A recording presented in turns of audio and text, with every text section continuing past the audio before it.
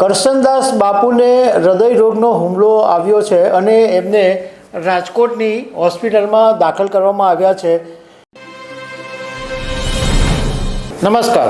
સૌરાષ્ટ્રના જાણીતા સંત કરશનદાસ બાપુને હૃદય રોગનો હુમલો આવ્યો છે અને એમને રાજકોટની હોસ્પિટલમાં દાખલ કરવામાં આવ્યા છે, જેને કારણે ભક્તો ચિંતા કરી રહ્યા છે, ભક્તો દુઃખી છે અને એમના જલ્દી સાજા થવા માટે એમના જે અનુયાયીઓ છે, ભક્તો છે, એ પ્રાર્થના કરી રહ્યા છે.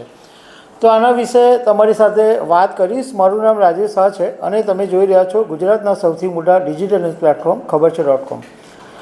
રાજકોટના પરબધામના મુખ્ય મહંત સંત કરશનદાસ બાપુને હૃદય રોગનો હુમલો આવતા એમને રાજકોટની સિનર્જી હોસ્પિટલમાં દાખલ કરવામાં આવ્યા છે અને જેવા આ સમાચાર એમના ભક્તોને મળ્યા એટલે ભક્તો દુઃખી થઈ ગયા છે અને ચિંતા વ્યક્ત કરી રહ્યા છે અને એમની જલ્દી સાજા થવાની કામના કરી રહ્યા છે. લોકો એમની માટે પ્રાર્થના કરી રહ્યા છે.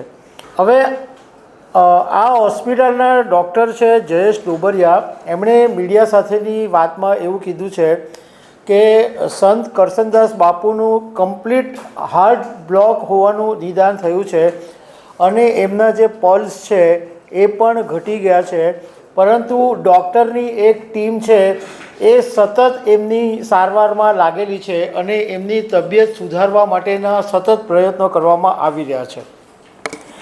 ડૉક્ટર જયેશ ડોબરિયાએ એક વિનમ્ર નિવેદન કર્યું છે કે ભક્તોને કીધું છે કે કોઈ પણ મહેરબાની કરીને હોસ્પિટલ પર એમની ખબર કાઢવા માટે નહીં આવે, કારણ કે એને કારણે એમની જે સારવારની પ્રક્રિયા છે એમાં અડચણ ઊભી થઈ શકે છે.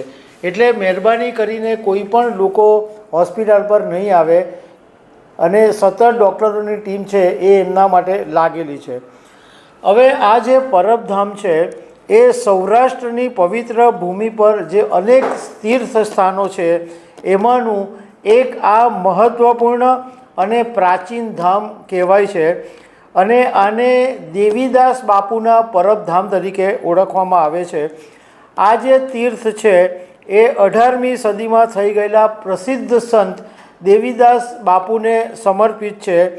આ દેવીદાસ બાપુ એવા હતા કે જેમણે માનવતાની સેવા અને આધ્યાત્મિક માર્ગદર્શન માટે એમની આખી જિંદગી ખર્ચી નાખી હતી.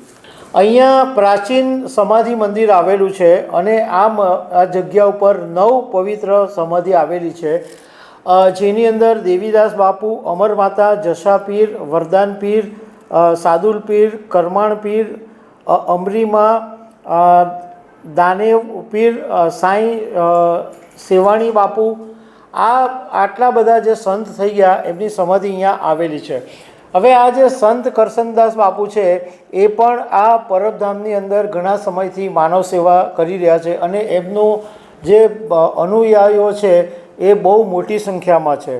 તમને યાદ હશે કે ગુજરાત વિધાનસભા 2022ની જ્યારે ચૂંટણી હતી ત્યારે પ્રધાનમંત્રી નરેન્દ્ર મોદી ગુજરાતમાં પ્રચાર કરવા માટે આવ્યા હતા અને એમણે સંત કરશનદાસ બાપુની પણ મુલાકાત કરી હતી અને જામનગરની એક સભામાં પ્રધાનમંત્રી નરેન્દ્ર મોદીએ એવું કીધું કે મેં સંત કરશનદાસ બાપુના આશીર્વાદ લીધા છે.